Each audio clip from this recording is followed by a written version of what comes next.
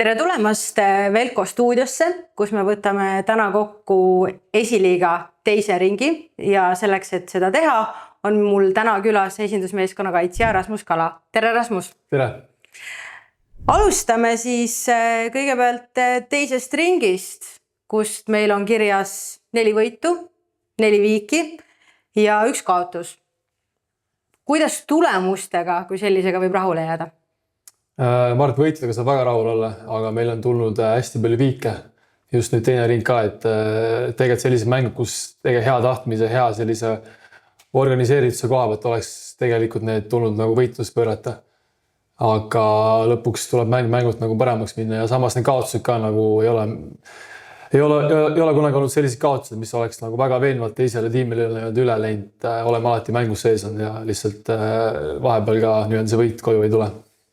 Kui me võtame ainult teise ringi, see on 4 võitu, 4 viiki, 1 kaotus, tulemused, nagu sa ütlesid, et võib-olla ei räägi sageli õiget keelt, et neid viike on palju tulnud. Kas teise ringi mängupildiga võib rahul olla? Et me oleme mänginud teises ringis korduvalt madalamas kaitses, Jaanus Reitelile, peatreenerile väga ei meeldi, kui ma sellest räägin, aga paraku on neid mänge ette tulnud, et kas mängupildiga kui sellisega võib rahule jääda? Suures plaanis ma arvan, et võib rahul olla, kuigi me tegelikult ise tahame ka mängida rohkem sellist ise palliga jalgpalli, et me tegelikult ei taha sellist lükkad palli ette ja jooksed järgi ja sellist kaitses istumist me tegelikult tiimina ei taha väga teha. Aga paratamatult, kuna me siin liigas oleme esimest korda esiliigas see aasta, siis on ka mänge, kus me peame ka kaitses lähtuvalt mängima.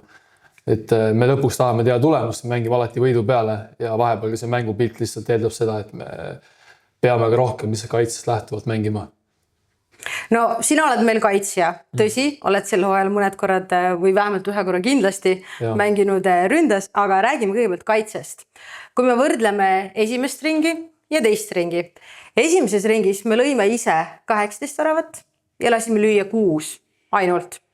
Teises ringis lõime 19, endale lasime lüüa 13 ehk poole rohkem. On teada, et meil oli teises ringis kaitseliiniga siin natukene eksperimenteerimist. Sina olid 3 mängus eemal. Tabasalu vastu sai 3 mängijat viga, mis tähendab, et Elva vastu alustas meil verinoor Ketran Vana. Nüüd viimati Viimsi vastu alustas Romet Salu ehk kaitseliiniga on tulnud teha teatud muudatusi. Kuidas sina seda kaitseliini olukorda just teise ringi võtmas näed? Kas see 13 väravat versus esimese ringi 6 väravaga on mingisugune ohukoht või lihtsalt asjade paratamatu käik? Ma arvan, et esimene ring me olime see, et meil üldse 6 väravat löödi. Ma arvan, et see oligi, meil tekkis hästi hea kindlus, et me läksime mängult läksime paremaks ja suutsime ka eespool nagu hästi realiseerida. Ja siis ongi, kui sul kaitses on taga asjad korras, siis on ka ründajatel nagu kindlus, et kui me seda ära lööme, siis kaitses teevad ka enda tööd nagu hästi. Et see oli nagu esimene ring, aga nüüd teine ring, see, et 13 väravat meil on löödud. Ma arvan, et ongi põhjused võib otsida sealt, et meil ongi kaitseliin on hästi selline pilla-palla mingi periood on, et ei ole sellist ühtset kindlat tuumikut olnud. Aga kindlasti vastased lähevad ju ka paremaks. Et jah, ma arvan, et muretsemiseks nagu suurt põhjust ei ole, et me ikkagi oleme liigas ikkagi üks meeskond, kes on endale kõige vähem nagu, ma ei tea, kas me enam oleme kõige vähem, oleme siiamaani. See tegelikult, need numbrid ikkagi räägivad ka nagu natuke enda eest, et siiski jah, meil on nagu rohkem löödud, aga peame arvestama, et nagu kõik tahavad siin liigas väravaid lüüa ja lõpuni nagu sa selle 6 värava peal ei püsi, et see on nagu paratamatus. Ehk võib öelda, et kui võib-olla esimeses ringis see, et meil löödi 6, natukene üllatas vastaseid, et meil on nii tugev kaitse, et siis teiseks ringiks ka vastased tegid oma korrektuurid ja nüüd 3. ringiks meil omakorda tuleb teha korrektuurid, et kuidas jätkata seda, et nüüd ei tuleks 13 väravat, vaid võib-olla tuleks natukene vähem. Jah, nüüd me peame lihtsalt saama selle 13 seda numbrit saama nagu rohkem alla poole, et kui esimene ring oli väga head, suutsime endale väga vähe lasta, nüüd peame tegema sellise teise käigu, et lükkame eespool need väravad sisse ja endale nagu laseme vähem lüüa. Väga hea, räägime ründest ka. Sina oled küll kaitsja, aga kui me vaatame meie võistkonna top skoorereid, Erki Mõttus 7, Miikal Roos 6, sina ja Tristan Saupuld 5, kaitsjana 5 väravat. Kuidas nii? Ütleme nii, kellele väravad nagu lõpuks ei meeldiks lüüa, et need, mis ma Tallinna vastu lõin, need tulid ründest. Nüüd Flora vastu tegelikult mängisin kaitses samamoodi 2 väravat ja Paide vastu tuli 1. Jällegi nagu tegelikult, kui ma hakkan vaatama, kus need väravad on tulnud, on pigem ikkagi standarditest või nagu suhteliselt kasti nagu lähedalt nagu löödud. Et jah, mul ei ole probleem ka nagu väravaid lüüa. Et kui see nagu toob meeskond edu, siis mul on lihtsalt hea meel. No kui me võrdleme, sind küll eelmine aasta ei olnud Velkos, aga eelmine aasta meil oli väga selge väravalööja Martin Jõgi ja kes, kui ma ei eksi, lõi 30+ väravat ja talle järgnes Erik Pärn 8 väravaga. Praegu meie väravalööjate edetabel on palju tihedam. Kuidas sina näed, on see pluss või miinus, et meil ei ole sellist kindlat targetmani, keda kõik vastased teevad nagu valvata, või on see miinus, et kui on raske olukord, siis tegelikult võistkond ei tea, kelle otsa vaadata? Ma arvan, et hooaja alguses oli tegelikult suur nagu probleem, mis me nagu meeskonna sees tundsime. Meil ei ole sellist nagu ühte kindlat nagu mees, kes nüüd ongi, et võtab enda peale ja lööb see 20+ väravat nagu hooaja peale. Meil otsast nagu seda meest nagu tiimis ei olnud. Nüüd me näeme, et see tegelikult number jaotub päris ühtlaselt meeste vahel ära. Et ma arvan, meil nagu töö ongi seda sama asja teha nagu edasi. Küll, et praegu Berkil on 7 ja Roos 6, et tegelikult see on hea, meil on nagu mitu mängijat, kes suudavad loodetavasti 10+ väravat ära lüüa. Väga hea. Räägime 2 ringi kokkuvõttes ka korra vastastest. Minu küsimus sulle on, et kellega on Velkol olnud kõige ebameeldivam mängida? Aga enne seda, kui ma lasen sul vastata, siis ma lihtsalt tutvustan sulle ka numbreid, et meil on siin võistkonnad, 2 võistkonda, Elva ja Viimsi, kelle vastu me esimeses voorus saime kaotused. Nüüd Viimsilt, sinu endise koduklubi vastu, saime viimati 4-2 revanši. Elvaga on meil sel hooajal kirjas kaotus. Sinu jaoks ka natukene nukkermäng, sest said seal punase kaardi. Ja nüüd teises ringis tegime Elvaga viigi.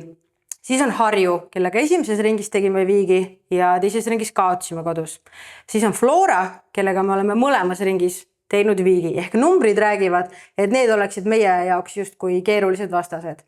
Samas toon siia juurde veel ühe võistkonna Tabasalu, keda me oleme mõlemas ringis võitnud, aga kelle vastu mängides Jaanus Reitel on olnud väga kriitiline ja väitnud, et mängivad väga jõuliselt, võib-olla natukene isegi räpaselt.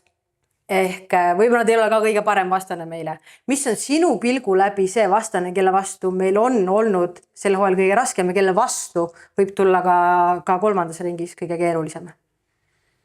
No ma hetkel ikkagi pean ütlema, et kõige raskem on olnud Viimsi vastu. Kui nüüd see see laupäevane võit nagu välja jätta, siis see mäng, mis meil aprillikuus oli, seal me ikka esimene pool, ma arvan, me olime ikkagi hädas Viimsi vastu. Et ei olnud väga mängus sees. See tuli väga napp kaotus, aga mänguliselt me olime seal natuke ikkagi liiga passiivselt. Kui nüüd tuua nagu see kes kõige nagu ebameeldivam, et nagu mänguliselt, kes tegi meile vigu või ei mänginud nagu meie vastu võib-olla väga puhtalt, siis on see näiteks Elva, Tabasalu, sellist tiimid, kes natuke võib-olla mängivad seal alumiste kohtade peale, kuid siiski tahavad ka nagu punkte saada. Ma ise Tabasalu vastu kordagi nagu ei mänginud, aga neid videos asju vaadates seal mingid kohad tundusid natuke liiga robustsed ka minu jaoks. Väga, korra räägime publikust ka. Velko on hetkel esiliiga publikunumbri poolest esimesel kohal, keskmine publikunumber 241. Enamasti on ikkagi häälekad fännid kohal. Ütle sina oma sõnadega, kui palju see annab juurde, et fännid on mängupäeval toetamas ja mitte lihtsalt vaatamas, vaid häälekalt toetamas? See on üks asi, kui ma Velkosse tulin ka, et tegelikult juba see esimene mäng Elva vastu, see, mis oli seal Viljandi jalgpallihallis. Väljakule läksin, mul tulid reaalselt 10 värinad tulid peale see, kui seal Mart Raamat ja fännid nagu on laulma hakkasid, see oli midagi natuke teistsugust, et Viimis samamoodi, kus ma eelmine klubi, kus ma mängisin, väga head fännid, aga sellist päris sellist fännide nagu tunnet, see tekkis mul on nüüd nagu Velko juures tekkinud, kus on nagu, ongi sul on fänni eraldi fänni nagu sektor põhimõtteliselt nagu välja kujunenud, kus tullakse kohale, lauldakse täiest kõrist, põhimõtteliselt sul on mängite kohta laulud, see oli midagi sellist, mida ma nagu ei olnud varem kogenud. et mul on ainult fännide kohta ainult kiidusõnu öelda, et pange samamoodi edasi ja isegi oleks hea meel, kui neid tuleks veel rohkem juurde, et tegelikult Tartus kindlasti on veel kellegi sõpru, tuttavaid, kes peaks nagu staadionile nii-öelda oma teega leidma, et seda asja siin näha, mis tehakse. Mainisid fännilaule, kas enda kohta oled ka mõnda laulu kuulnud? Ma ei ole veel kuulnud. Aga loodad, et tuleb? Aga ma arvan, et kindlasti tuleb. Kui ma samamoodi jätkan mängimist ja tiim samamoodi teeb head mängu edasi, siis ma arvan, et on põhjust uued laulud välja mõelda. Väga hea. Kiirelt veel ka 3. ringist. Tavaliselt ennustamine on väga keeruline töö, aga ma siiski palun sulle seda teha, et ees ootab 3. ring. Mitu viiki, mitu võitu, mitu kaotust, mitu punkti loodame koguda? No alustame võitudest. Meil tuleb nüüd, mitu mängu meil tuleb kokku siis? No 9 ikka nagu. 9 mängu, jah. 9 mängu. No teeme 8 võitu sealt. 8 võitu ja 1 kaotus. Väga julged ennustused. Nende numbritega me peaks olema siis ka Harjul juba, kui mitte eest läinud, siis väga kandadel. Nii et 3. ringi lõpuks arvad, et oleme seal top 2. Jah, ma arvan, me oleme tiimi seal ise ka paika pandud, et top 3 on see nagu miinimum, aga me tahame seal ülemiste kohta peal taha mängida, eks vähemalt selle Premium liiga ülemineku mängu koha eest. Selge, no aga aitäh sulle, Rasmus, et tulid täna, jõudu jaksu eesmärkide saavutamisel. Aitäh kõikidele, kes meid vaatasid ja tulge ikka Velkole kaasa elama. Esimene võimalus selleks on juba sel laupäeval 20. juulil kell 3, kui Velko võõrustab Levadia Dublit. Näeme siis!